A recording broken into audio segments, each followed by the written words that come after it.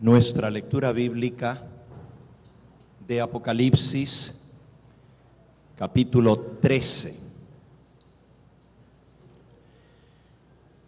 Leímos hace un momento y vamos a refrescarla en nuestra mente. Apocalipsis capítulo 13 es el escenario del tiempo del fin. Es decir, nos presenta los eventos que han de suceder justamente antes de la venida de nuestro Señor Jesucristo a esta tierra. Es el marco de lo que nosotros conocemos como la gran tribulación. Anoche, al iniciar el estudio de esta serie, Espiando tras los telones del Vaticano, pudimos leer que el apóstol Pablo predecía una gran apostasía en la iglesia cristiana. En segunda de Tesalonicenses, capítulo 2, y estoy repasando lo que leímos anoche. Segunda de Tesalonicenses, capítulo 2, el apóstol escribió: pero con respecto a la venida de nuestro Señor Jesucristo y nuestra reunión con Él, os rogamos, hermanos, que no os dejéis mover fácilmente de vuestro modo de pensar, ni os conturbéis ni por espíritu, ni por palabra, ni por carta como si fuera nuestra, en el sentido de que el día del Señor está cerca. Nadie os engañe en ninguna manera, porque no vendrá sin que antes venga la apostasía y se manifieste el hombre de pecado, el hijo de perdición, el cual se opone y se levanta contra todo lo que se llama Dios o es objeto de culto, tanto que se sienta en el templo de Dios como Dios, haciéndose pasar por Dios. Noten que el apóstol dice que antes que venga el Señor a recogernos, a llevarlos con Él, se va a manifestar la gran apostasía. Apostatar significa renegar de la fe, apartarse de la verdad, apartarse de la palabra de Dios. Y antes de que Cristo aparezca a recoger a su iglesia, y noten que no lo estoy diciendo yo, lo dice la palabra de Dios, Cristo no vendrá sin que antes venga la apostasía. Y todavía nos amonesta en el versículo 3, diciendo: nadie os engañe en ninguna manera, porque no vendrá sin que antes venga la apostasía y se manifieste el hombre de pecado, el hijo de perdición. En las epístolas de Pablo se le llama a este poder que se iba a sentar en el templo de Dios, como Dios, como si fuera Dios, haciéndose adorar como Dios. Y el templo de Dios es su iglesia.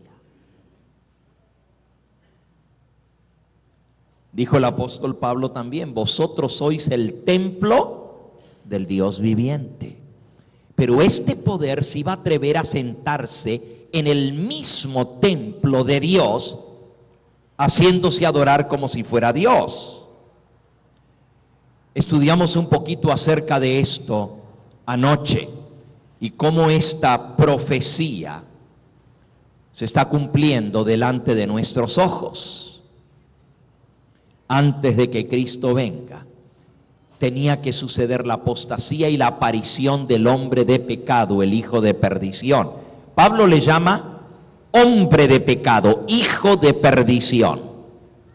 El apóstol Juan le llama el anticristo en sus epístolas.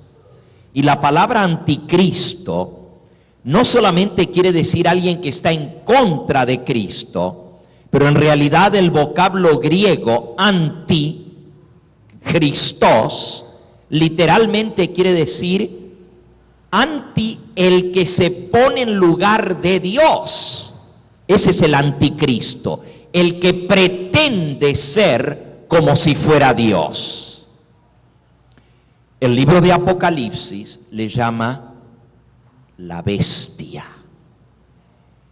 Y anoche aprendimos que esa bestia, y no es en manera despectiva que se usa la palabra bestia, como burlándose en la Biblia, en absoluto.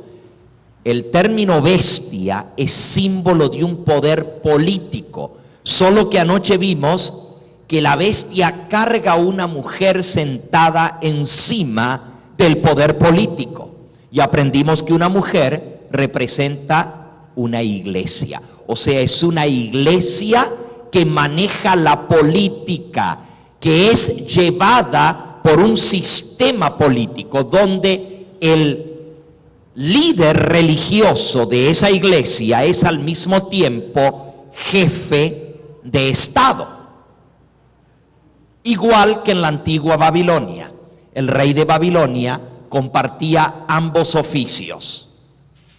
Era emperador, jefe supremo, rey de Babilonia, pero era al mismo tiempo sumo pontífice de los misterios de Babilonia, como se llamaba a la religión babilónica, los misterios de Babilonia. Y el título oficial del rey de Babilonia era sumo pontífice babilónico.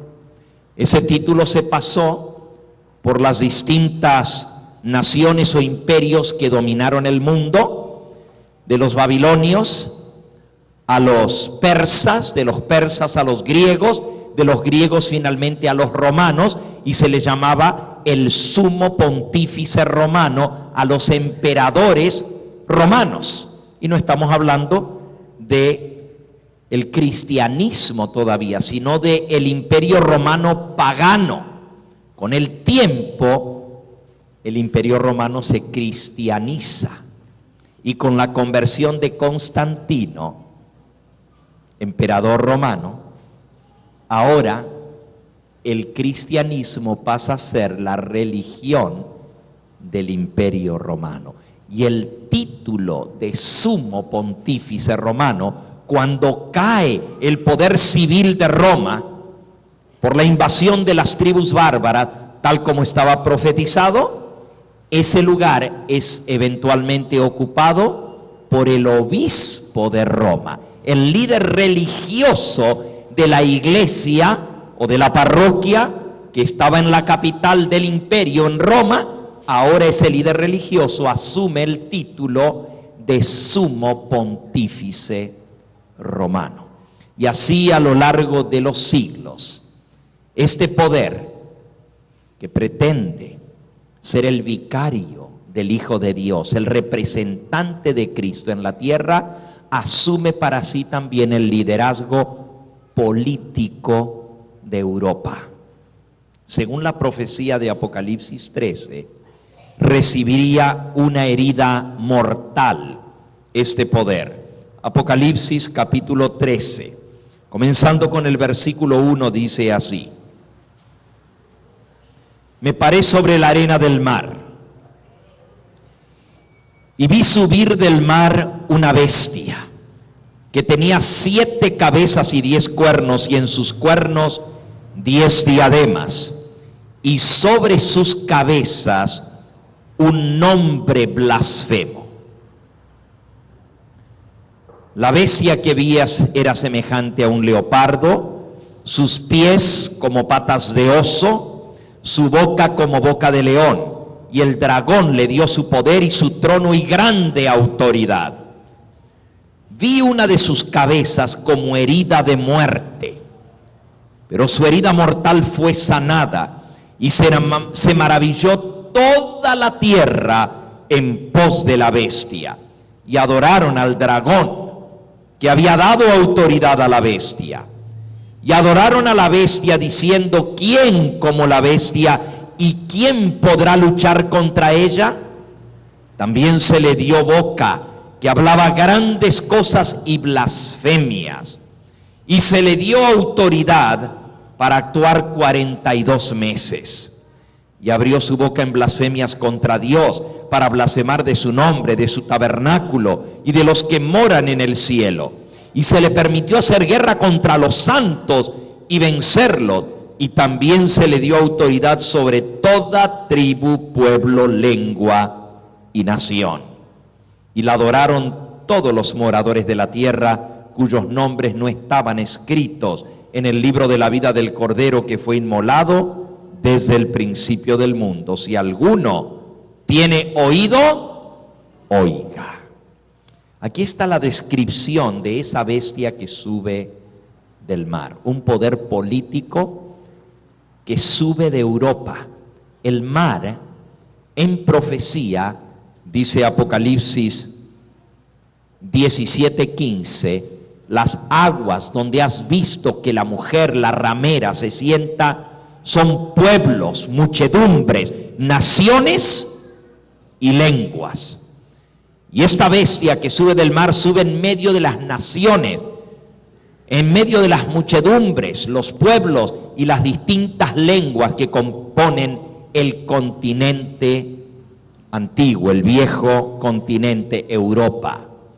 Esta bestia habría de dominar lo que era Europa, según la profecía, por 1260 años, 42 meses, que en profecía, si usted multiplica 42, y eso lo acabamos de leer, allí en el versículo 5, se le dio boca que hablaba grandes cosas y blasfemias, y se le dio autoridad para actuar 42 meses.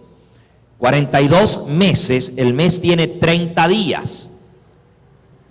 En el calendario hebreo, en el calendario bíblico, los meses son lunares y son de 30 días. Y si usted multiplica 42 por 30, le da 1260 días. En lenguaje profético, un día corresponde a un año. Por lo tanto, 1260 días son 1260 años. Y exactamente la profecía se cumple al pie de la letra. El obispo de Roma es coronado con la triple corona, la tiara papal, en el año 538, arrancando a 3 poderes europeos que se levantaron, se sublevaron contra el dominio del papado. Esos 3 poderes eran los érulos, los vándalos y los ostrogodos. Y finalmente el último rey de los ostrogodos fue destruido en el año 538, y el obispo de Roma es coronado con las 3 coronas de los 3 poderes arrianos que echó abajo para surgir. Todo eso estaba profetizado en el libro de Daniel, en el capítulo 7, que este poder iba a echar 3 cuernos, 3 poderes políticos para subir. Y si usted comienza a contar desde febrero del 538, cuando el obispo de Roma es declarado sumo pontífice del Sacro Imperio Romano Cristiano por orden del emperador Justiniano, en el famoso edicto de Justiniano, que hace al obispo de Roma cabeza de todo el Sacro Imperio Romano Cristiano, y le da poder para perseguir a los herejes, y da la orden que todas las naciones de Europa se le sujeten. El obispo de Roma es el que coloca los reyes, el que corona los reyes, quita reyes y pone reyes. Por 1260 años dominó toda Europa. Según la profecía, iba a recibir una herida mortal, y la herida mortal iba a ser sanada. Justamente en el mes de febrero del año 1798, exactamente 1260 años, en el mismo mes, en el mismo día, el 11 de febrero de 1798, El Papa Pío VI es tomado prisionero por los ejércitos de Napoleón Bonaparte, es llevado a Francia y así recibe la herida mortal. Parecía que el papado iba a terminar como poder político en el mundo. La bestia recibe una herida mortal, o sea, pierde su hegemonía y su dominio político. Deja de ser bestia, se muere como poder político en el mundo, porque le quitan sus territorios. Para poder gobernar tenía que tener territorios sobre los cuales se considerara rey, se considerara pontífice o señor de esos territorios, que eran los territorios papales de Europa. Al libertarse las naciones de Europa con la revolución que comienza en Francia, por eso se le conoce como la Revolución Francesa, pero trae la liberación de todas las naciones que estaban bajo el dominio del papado. Parece que el poder político se acabó, pero la profecía decía que la herida mortal iba a ser sanada. En el año 1929, el Papa Pío XI firma un concordato, un tratado que se conoce como el Tratado de Letrán o el Concordato de Letrán entre Benito Mussolini y Gasparini, que es el Papa Pío XI. Firman el Tratado Lateranense por la ciudad donde se firmó en Letrán, que le concede al papado de vuelta parte de los territorios que había tenido en el pasado. Específicamente le da una sede física para establecer un gobierno o un estado libre e independiente, una nación, el Estado del Vaticano. Y eso fue en el año 1929, el 11 de febrero. De ahí en adelante, otra vez el obispo de Roma tiene hegemonía política. Ahora llega a ser cabeza de una nación con un territorio sobre el cual gobierna y con un trono en la ciudad del Vaticano.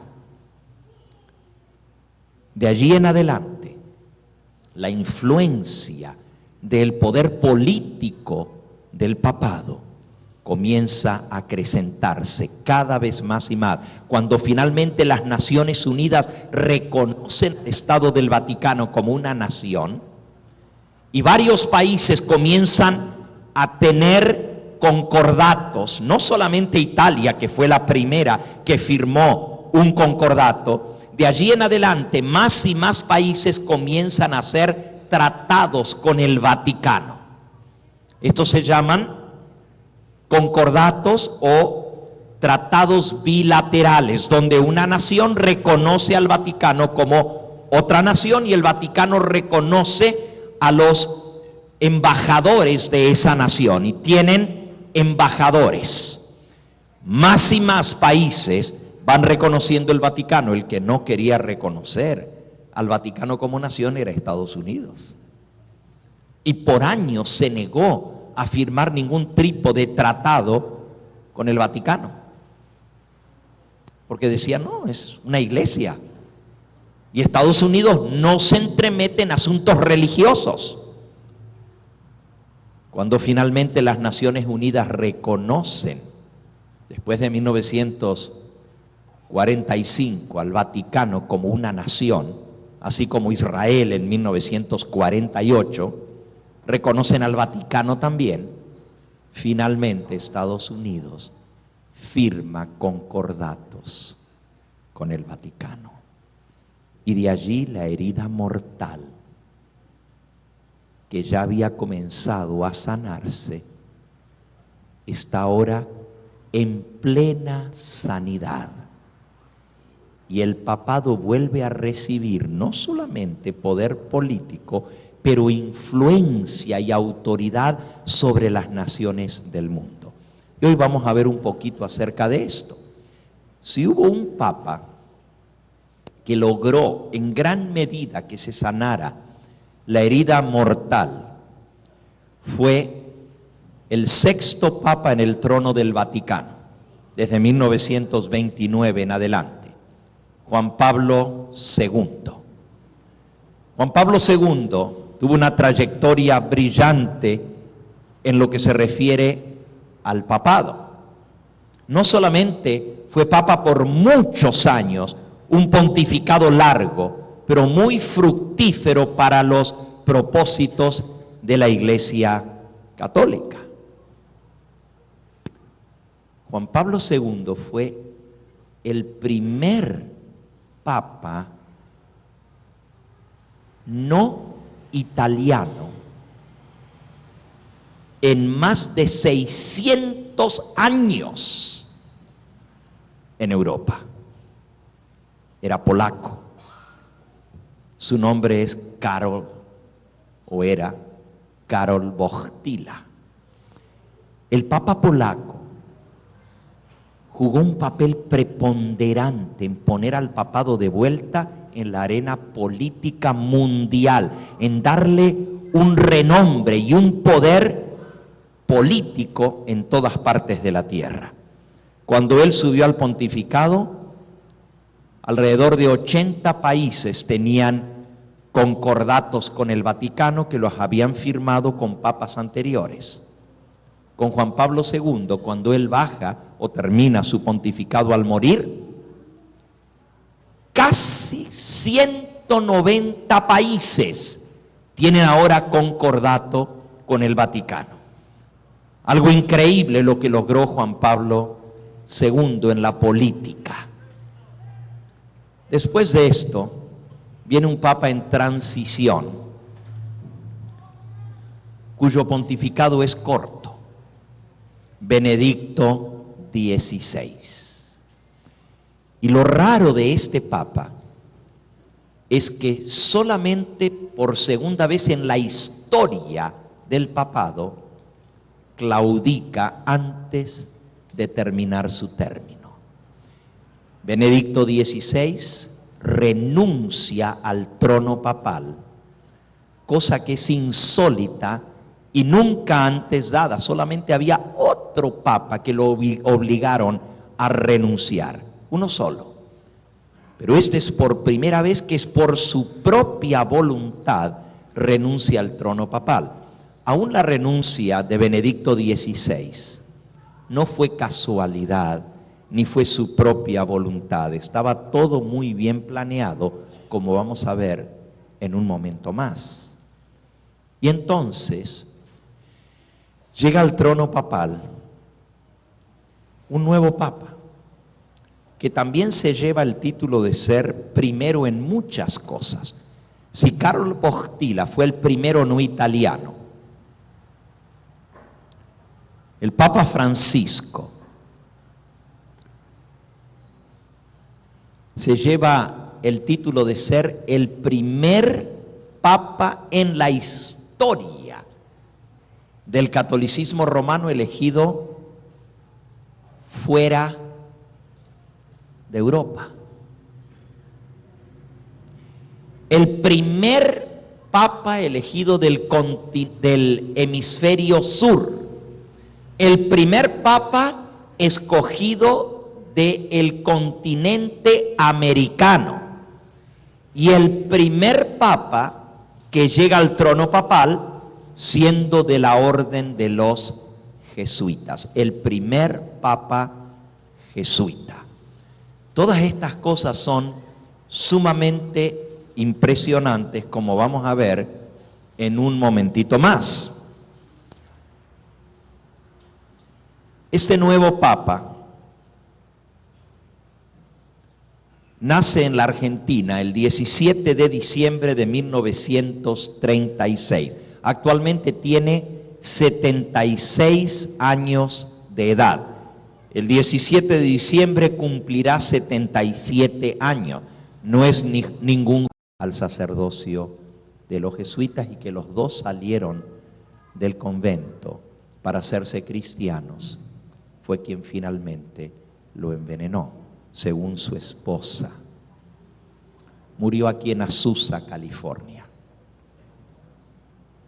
Él reveló el voto extremo que todo jesuita debe tomar al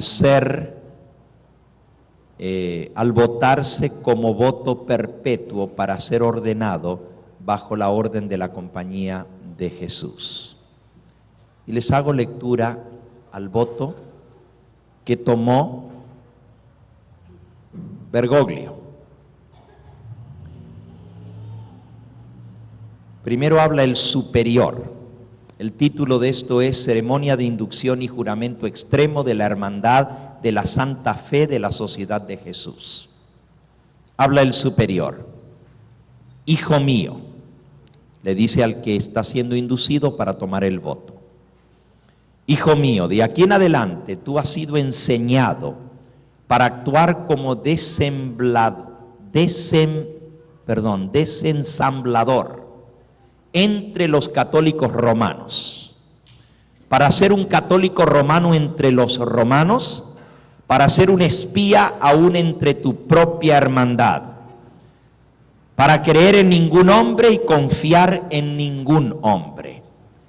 Entre los reformados serás un reformador, entre los protestantes franceses serás un hugonote, entre los calvinistas serás un calvinista, entre los protestantes en general, un protestante. Y obtendrás su confianza para buscar aún con sermones desde sus púlpitos y denunciar con toda vehemencia en su temperamento nuestra sagrada religión y el Papa. Noten, si te haces protestante, vas a denunciar al papado desde los púlpitos protestantes, hablando en contra del papado. Aún para descender tan bajo y convertirte en un judío entre los judíos, para que puedas sacar toda la información para beneficio de tu orden como un ferviente soldado del Papa. Esto eres ordenado a hacer. Has sido enseñado para insidiosamente plantar la semilla de los celos y el odio entre los estados que estén en paz e incitarlos a hechos de sangre. Eres llamado para envolver en guerra una nación contra otra, para crear revoluciones y guerras civiles dentro de las naciones, en comunidades, provincias y países que fueren independientes y prósperos, que cultivaren las artes y las ciencias, disfrutando de las bendiciones de la paz. Para identificarte con los combatientes y actuar secretamente en concordancia con tus hermanos jesuitas que puedan estar en otro bando, pero abiertamente opuestos a aquello con lo que puedas estar conectado. Ha sido enseñado a que únicamente la Iglesia romana puede ser, al final, en las condiciones alcanzadas en los tratados de paz, la ganadora, y que el fin justifica los medios. Se te ha enseñado que tus ocupaciones son como espía, para acumular estadísticas, hechos e información a tu alcance, a congraciarte y ganar la confianza de los círculos familiares de los protestantes y herejes de toda clase y carácter, tanto la del comerciante, el banquero, el abogado, en las escuelas y universidades, en parlamentos y legislatura, entre los judiciales y consejeros del Estado, y para hacer todas las cosas para todos los hombres, por bien del Papa, cuyos sirvientes somos hasta la misma muerte. Has recibido tu instrucción aquí como novicio, un neófito. Has servido como ayudante, confesor y sacerdote, pero no has sido investido todavía con todo lo necesario para mandar en la armada de Loyola al servicio del Papa. Debes servir tiempo apropiado como instrumento y ejecutor tal y como ordenado por tus superiores, pues nadie puede mandar que no haya consagrado sus labores primero con la sangre de los herejes, porque sin derramamiento de sangre ningún hombre puede ser salvado. Así pues, para prepararte para tu trabajo y asegurar tu propia salvación, debes derramar la sangre a lo menos de un hereje, ya sea directa o indirectamente. Además de tu anterior juramento de obediencia y lealtad a la orden y al Papa, tienes ahora que repetir tras mí. Y ahora el jesuita de rango inferior jura ante el jesuita de rango superior.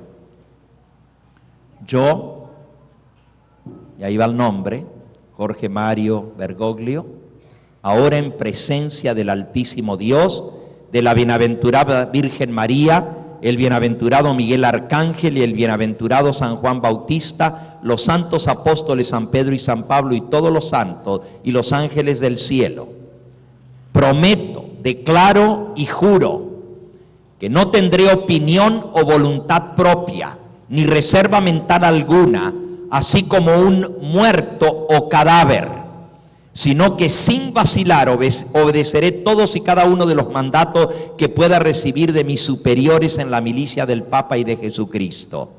Prometo y declaro que cuando la oportunidad se presente, haré guerra sin compasión, secreta o abiertamente, contra todos los herejes, sean protestantes o liberales, como se me ha instruido, para extirpar y exterminar a todos ellos de la faz de la tierra, que no respetaré edad, sexo o condición, que colgaré, quemaré, desolaré, desollaré, estrangularé y enterraré vivos a esos infames herejes protestantes. Arrancaré sus estómagos y las matrices de sus mujeres y estrellaré las cabezas de sus infantes contra la pared para aniquilar por siempre su raza execrable. Y cuando esto no pueda ser hecho abiertamente, secretamente usaré la copa envenenada, la cuerda para estrangular, el acero de la daga o la bala dirigida sin prejuicio de honor, rango, dignidad o autoridad de la persona o personas, cual fuera su condición en la vida, ya sea pública o privada, tal como puede ser ordenado para hacerlo por cualquier agente del Papa o superior de la Hermandad de la Santa Fe de la Sociedad de Jesús. En la confirmación de todo esto que juro y prometo, dedico mi vida, mi alma y todas mis facultades corporales, y con esta daga que yo ahora recibo en mi mano, firmaré mi nombre, escrito en mi propia sangre, como testimonio de esto.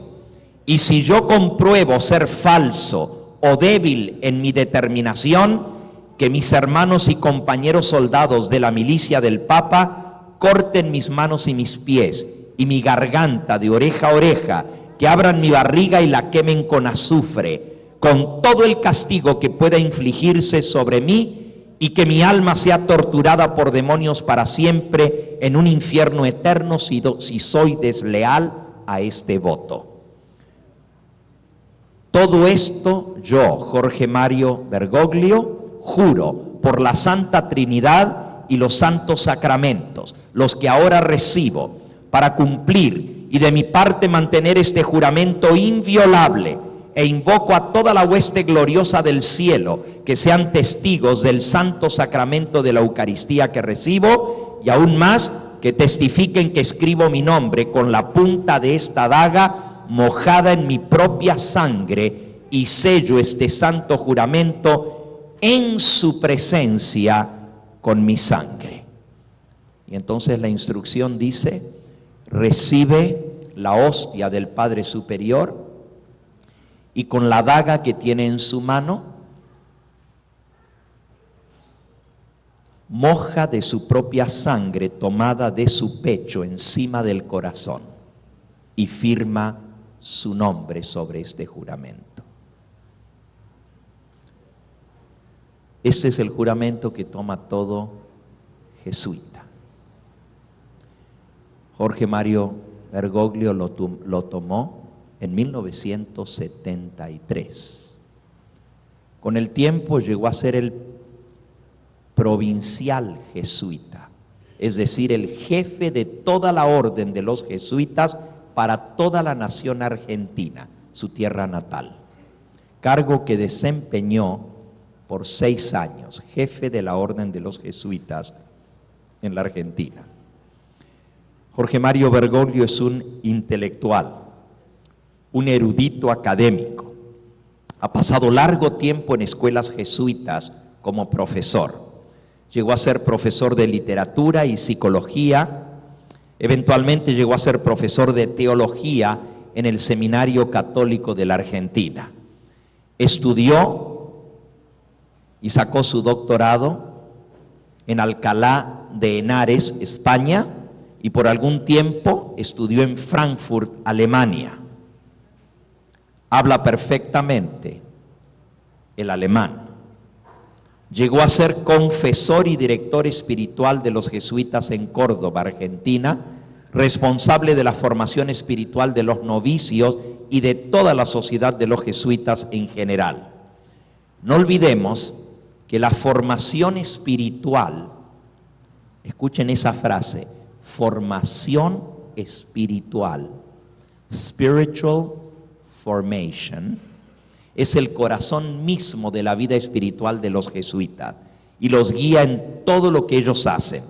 Es a través de esta formación espiritual como los jesuitas consiguen el control de sus subordinados para que obedezcan sus órdenes sin cuestionamiento como si fueran cadáveres.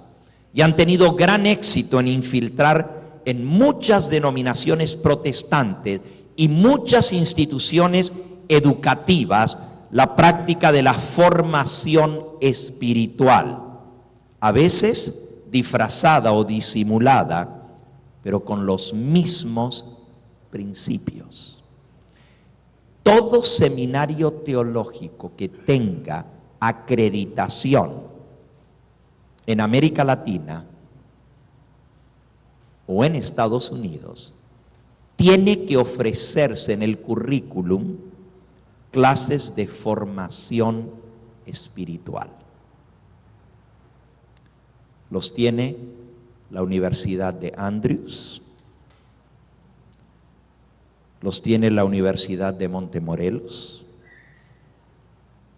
porque son seminarios teológicos acreditados por el Cuerpo de Acreditación de Seminarios Teológicos. Los jesuitas están a la cabeza de la educación superior con sus grandes universidades, de donde salen los que acreditan a los demás seminarios teológicos. Pero volviendo a Bergoglio, en 1992 fue nombrado obispo titular de Aucá, al sur de Argentina, y obispo auxiliar de Buenos Aires. Y en el año 2001, el Papa Juan Pablo II lo elevó a la posición de cardenal. También fue hecho miembro de la Curia romana. La Curia es la burocracia administrativa del Vaticano, ocupando posiciones en varias comisiones de la Curia. Estos son los políticos del Estado del Vaticano, los que tienen pasaportes diplomáticos como miembros de la Curia, que es la burocracia administrativa, tiene algún cargo administrativo en el Vaticano. Por 6 años, hasta el 2011, fue presidente del Concilio de Obispos en Buenos Aires, hasta que presentó su renuncia al cumplir los 75 años de edad, según la ley canónica. Bergoglio tiene una amplia experiencia en asuntos de iglesia y Estado, pero no olviden que tiene una mente jesuita y que ha tomado un voto perpetuo para ser sacerdote jesuita. Nosotros escuchamos ese voto y nos impresiona las palabras que usa. Pero sin embargo, la imagen que ha proyectado el Papa jesuita Bergoglio es una imagen totalmente distinta, o a lo menos así parece a simple vista. Cuando era arzobispo de Buenos Aires por muchos años, Bergoglio llegó a ser reconocido por su vida simple, con una reputación pública de ser un sacerdote humilde. Rechazó y se alejó de la opulencia y los lujos de los arzobispos anteriores. En lugar de vivir en el palacio de los obispos en Buenos Aires, que se encuentra en el distinguido barrio de Los Olivos, cerca de la Casa Presidencial de la Nación, Bergoglio, como arzobispo de Buenos Aires, no usaba las vestiduras de arzobispo. Siguió usando las vestiduras comunes de sacerdote jesuita, sotana negra. Se transportaba en autobús o en el metro, el subte, como le dicen en Buenos Aires, o en taxi. Aunque tenía una limusín con chofer que usaron todos los arzobispos de Buenos Aires antes que él, nunca la usó. Él se subía al bus y pagaba el bus o el metro. Y si estaba apurado, se subía a un taxi público. Hacía visitas a las villas miserias, las favelas, como le llaman en Brasil, o sea, los lugares más pobres de los suburbios de la gran capital bonaerense. Lo que le dio fama de ser el obispo de los pobres y el defensor de las clases sociales bajas. Hasta llegó a lavar y a besar los pies de pacientes de SIDA en un hospicio en Buenos Aires. Esto es antes de que fuera a lavar los pies, apenas fue nombrado en Roma, que ya vamos a hablar de eso también. Por cierto, mencionémoslos de una vez. El primer Jueves Santo, él fue nombrado el 13 de marzo como Papa, como Sumo Pontífice Romano. Pero el Jueves Santo, que vino unas 2 semanas más tarde, y eso fue solamente días después de que había sido coronado en su trono papal, celebró la primera misa de Jueves Santo en una correccional en Roma, donde le lavó los pies a 12 presos juveniles, entre ellos, increíble, 2 mujeres, y una de las 2 mujeres jóvenes era musulmana. Único, en primer lugar, rompió todas las reglas papales, porque la ley canónica prohíbe que un sacerdote le lave los pies a una mujer. Pero él rompió las reglas y no solamente se las lavó a una mujer y a una mujer joven, sino que a una mujer musulmana. Todo esto le da una imagen muy especial. Estas características y prácticas hacen que el papado se vea a un nivel mucho más en tono con la gente común. Dicen, pues este papa viene rompiendo con todo el protocolo. Este papa sí es un papa humilde, no se guía por tradiciones, hace lo que su corazón le dicta. Y todos estos, y ahora escuchen la palabra que voy a usar, aparentes actos de humildad. ¿Qué dije? Tú puedes estar pensando, y yo sé que me están viendo, miles, cientos de miles de personas a través de la televisión. Y alguno puede pensar, Pastor Gambetta, ¿por qué usted juzga a una persona? ¿A poco usted conoce sus intenciones? ¿Cómo puede decir que son aparentes actos de humildad? Escúchenme. Y van a ver por qué le llamo así. Todos estos aparentes actos de humildad ayudan a crear una imagen de santidad para el papado. Pero no debemos sorprendernos ni deslumbrarnos, porque todo esto, su manera de actuar, ahora tiene que ser avalada y está siendo avalada. Una de las primeras cosas que hizo el Papa fue quitar del cargo al arzobispo de Inglaterra por estar acusado de tapar escándalos de sacerdotes pedófilos y pedastras, o sea, de abusadores de niños. Cuando el Papa se da cuenta que el arzobispo de Londres estaba envuelto en eso, inmediatamente lo dimite del cargo. Otra cosa que hizo el Papa fue ordenar una investigación del Banco Vaticano por el escándalo del lavado de dinero. Y ustedes saben por qué esto estuvo en las noticias y está todavía en las noticias. Y tan pronto como él nombra a la comisión para investigar, comienzan a caer las renuncias al Banco Vaticano. ¿Pero por qué?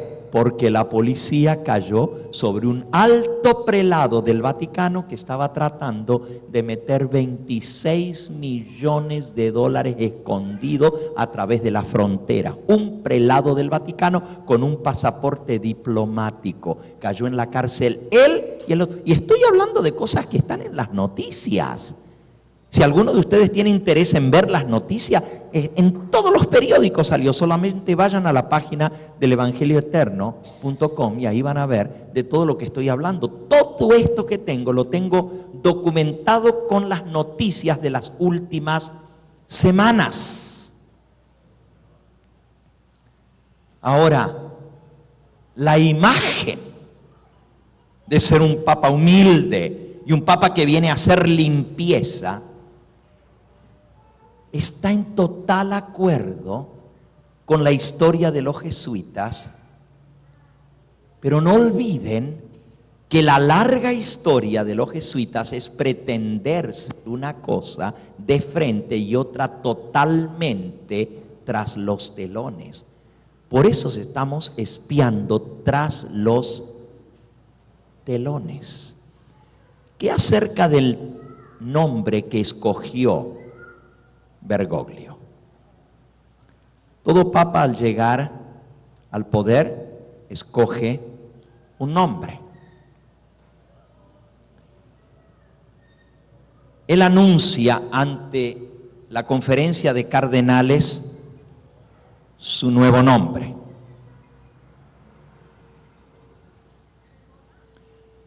El nuevo nombre es Francisco. Nunca antes otro papa había llevado ese nombre. Y anuncia que es en honor al misionero católico San Francisco de Asís, quien es reverenciado por católicos sin distinción, no importa de qué orden sea, todos los católicos reverencian a San Francisco de Asís. Y es admirado también por el mundo cristiano en general. San Francisco de Asís es un símbolo de humildad, de mansedumbre y de pobreza para todos los católicos. Pero también es un símbolo de reforma y de limpieza de la iglesia.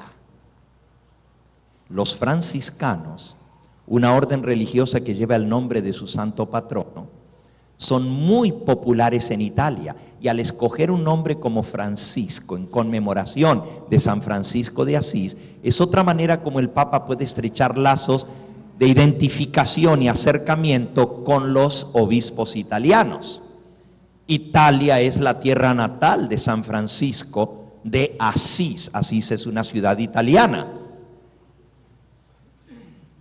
Y así el Papa escoge el nombre Francisco, pero hay algo más que reveló. Los medios de comunicación apenas si lo mencionan de paso, pero lo tengo aquí en 2 periódicos, que él mencionó solo de paso,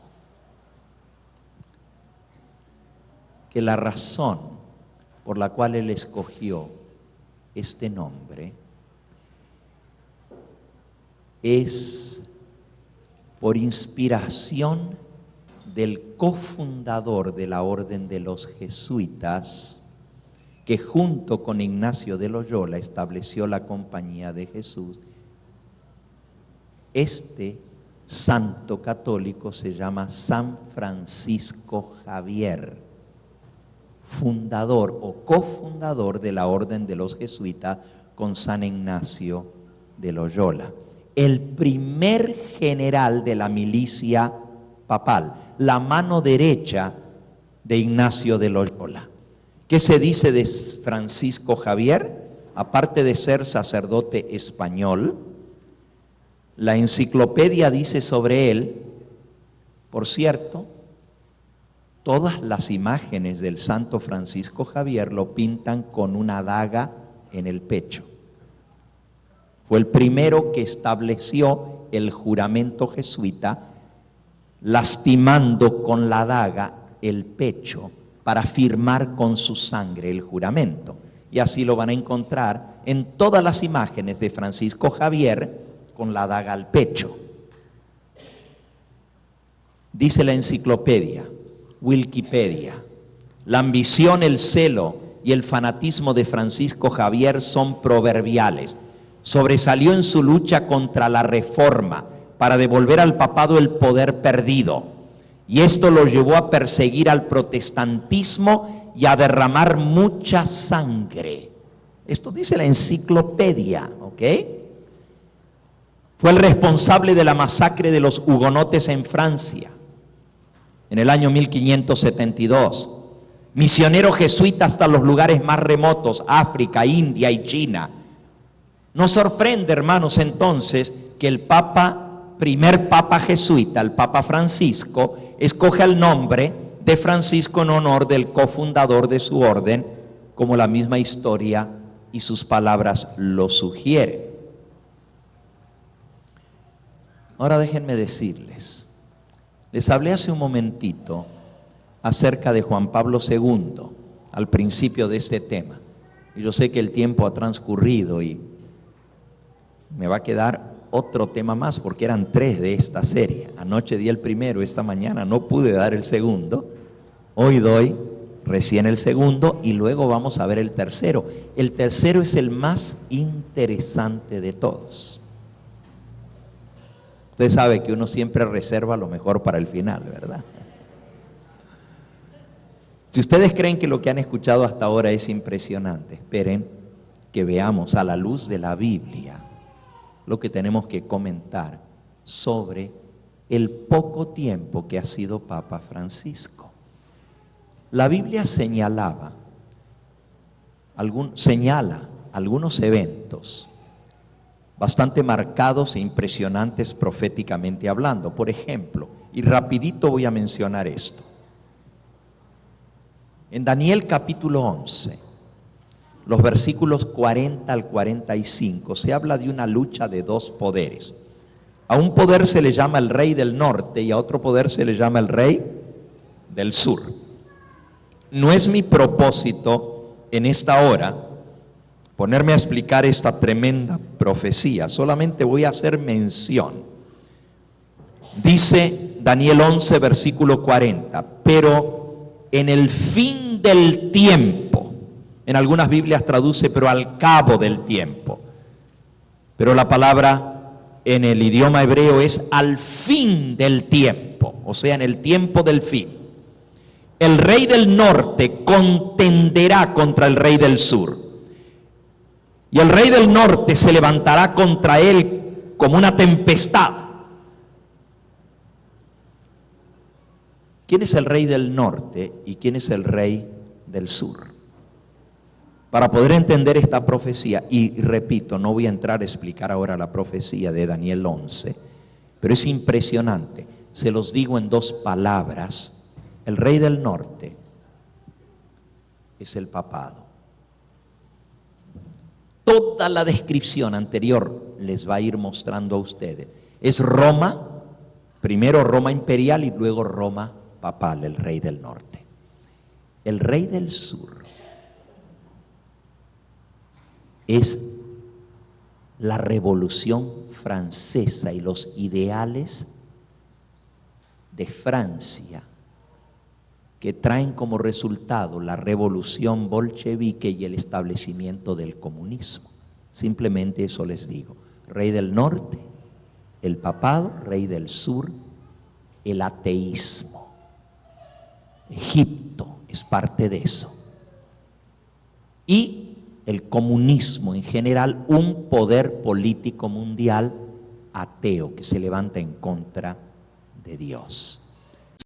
Satanás se disfraza como ángel de luz. Eso está en 2 de Corintios, capítulo 11 y versículo 13. Hablando de los ministros fraudulentos, dice: porque estos son falsos apóstoles, obreros fraudulentos, que se disfrazan como apóstoles de Cristo. Y no es maravilla, versículo 14, porque el mismo Satanás se disfraza como ángel de luz. Así que no es extraño si también sus ministros se disfrazan como ministros de justicia. Qué clarito que habla la palabra de Dios. Disfraz, un disfraz, una apariencia. Se hacen pasar por lo que no son. Ministros de Cristo, cuando en realidad son ministros ¿de quién? De Satanás. Y el mismo diablo se hace pasar como por ángel de luz. Esa luz que se le apareció le dijo: conságrame al mundo y lo regirás con vara de hierro. Y todo el libro de las llaves de esta sangre se basa en esa declaración para decir que el único que tiene el derecho a las llaves del control del mundo es el papado. El único que legítimamente puede llegar a ser cabeza del nuevo orden mundial. Ahora, Juan Pablo II hizo caer el comunismo cumpliendo la profecía de Daniel capítulo 11 y versículo 40. ¿Este nuevo papa será también un hombre del destino?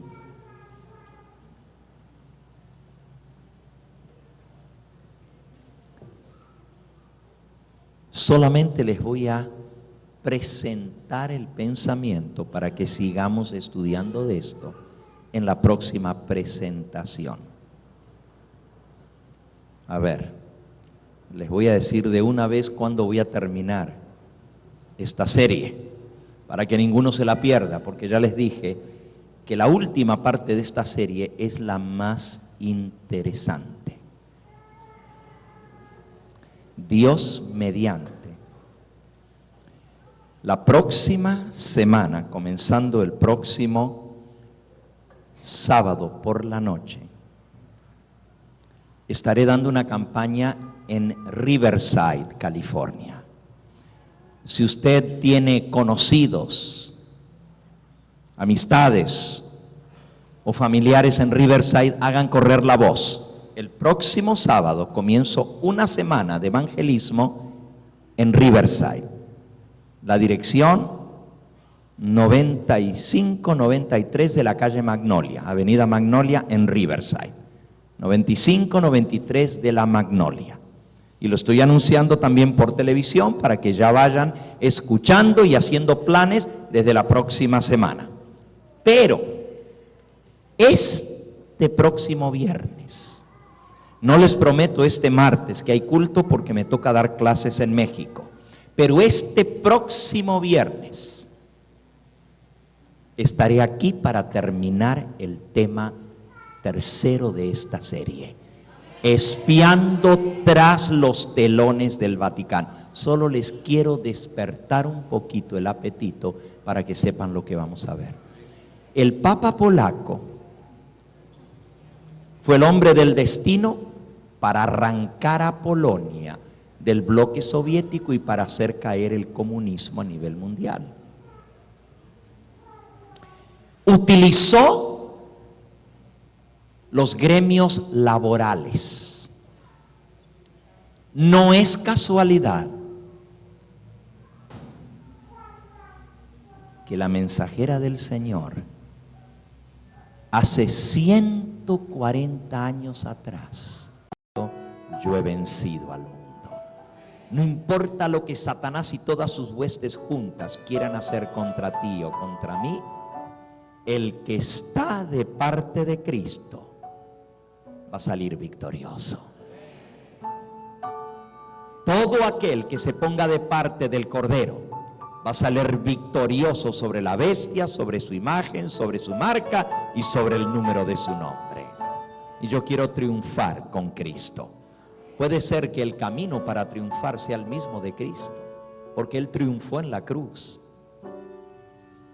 Y lo llevó a la cruz un camino de una senda ensangrentada, una vía dolorosa, chorreada de sangre.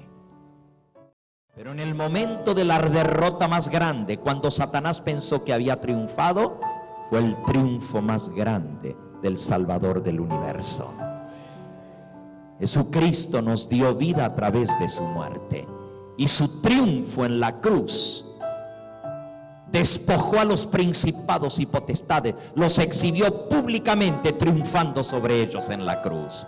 Y de igual manera en este tiempo del fin, el que quiera salvar su vida la perderá, pero el que pierda su vida por causa de Cristo, ese es el que la hallará. Yo quiero estar de parte de Cristo, porque con Él, ¿quién contra nosotros si Dios con nosotros? Ni tribulación, ni hambre, ni sufrimiento nos puede separar del amor de Cristo. Vamos a mantenernos fieles a Él. Vamos a pedirle al Señor que nos ayude a ser fieles en las cosas sencillas, en cada decisión de nuestra vida, que escojamos serle fiel a Dios, para que cuando venga la decisión grande, estemos habituados a obrar de toda palabra que sale de la boca de Dios, a obedecer, no como los seguidores de Ignacio de Loyola, como cadáver, sino con corazón alegre, sabiendo en quién hemos creído, sabiendo que nuestra confianza está puesta en el Creador de los cielos y de la tierra. ¿Quieres pedirle al Señor su protección en esta nueva semana que acaba de comenzar? ¿Quieres pedirle al Señor que bendiga tu hogar, que bendiga a tus hijos? Estamos en tiempos peligrosos. ¿Saben? Tan solo una semana atrás estuve a punto de perder mi vida. Muchos no lo supieron, pero tuve un grave accidente. El carro quedó inservible totalmente. Me vi a escasos milímetros de la muerte. Una troca, un camión de esos gigantescos arrolló el carro que yo iba manejando. Y si ustedes ven cómo quedó el carro, dicen cómo salió el pastor sin un rasguño. Hay un Dios que protege a sus hijos, y no solamente a mí. El Señor quiere proteger tu hogar, a tus hijos. Yo tuve la dicha de tener a mi hijo menor, que vive muy lejos de aquí, en Chicago, tenerlo esta semana conmigo. Pero esta tarde, estando allí en la oficina ocupado, se vino a despedir y se me salieron las lágrimas de los ojos, porque cada vez que uno se despide de sus hijos no sabe si los va a volver a ver con vida, ya sea porque les puede pasar algo a ellos o a uno mismo. Y solo los encomiendo a Dios. Le pido que sea el Señor quien proteja nuestra familia. Vamos a pedirle al Señor que ponga su capa de protección, que ponga un círculo, un cercado en torno de nosotros. Y ese cercado es la obediencia a sus mandamientos, a sus estatutos, a sus leyes. Y si nosotros somos fieles al Señor, su mano nos protegerá. Vamos a ir de rodillas a pedirle al Señor que selle este pacto que hemos hecho con Él.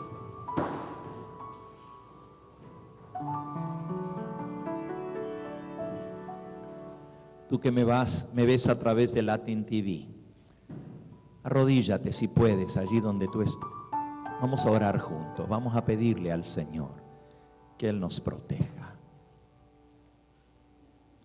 Nuestro Padre y nuestro Dios, qué bueno es llamarte Padre nuestro y saber que tenemos alguien que se compadece de sus hijos, porque somos débiles, somos polvo.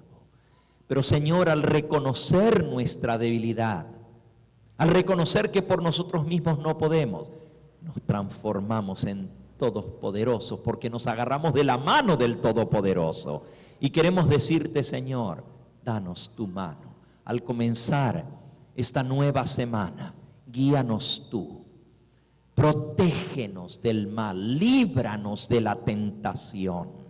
Permite, Señor, que nuestros pasos vayan por camino seguro, que sean mesurados y de acuerdo a tu voluntad. Ayúdanos a mantenernos dentro de tu voluntad, para así poder ser protegidos por tu cerco que tú pones en torno de tus hijos que te son fieles. Bendice, Señor, a nuestros hijos. Así como Job oraba por sus hijos, también nosotros oramos por ellos. Oh Señor, protégelos a ellos también. Perdona sus pecados, sus rebeldías y tráelos a tu redil, Señor, a cada uno de los hijos de los que estamos aquí representándolos. Tú conoces dónde ellos están. Oh Señor, te pido por esta hermana con que hablé hoy, cuyo hijo está en la cárcel, que tú lo protejas allá y que él pueda, Señor, llegar a servirte como lo está haciendo ya en la cárcel de todo corazón y hacerte fiel aún en medio de la prisión. Te pido que bendigas a tantos otros que están tras las rejas. Y Señor, no nos olvidamos tampoco de los enfermos. No nos olvidamos de los que están padeciendo persecución, tribulación por causa de defender tu verdad.